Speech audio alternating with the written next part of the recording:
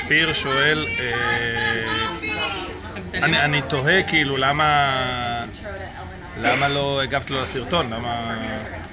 אני לא עשיתי לו פולו, כי הוא לא עשה לי. אם הוא היה עושה לי, הייתי עושה לו פולו בק, אבל הוא לא עשה לי. הוא חייב לעשות לך קודם? תשמע, ככה זה עובד.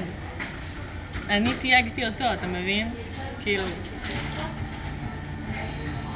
קודם כל שיגיד תודה שתייגתי אותו, עושה לי אוקיי, ואז אני עושה לו פולו בק. מבינה שזה מעט אגואיסטי, אנוכי וחסר התחשבות. אבל אני תייגתי אותו.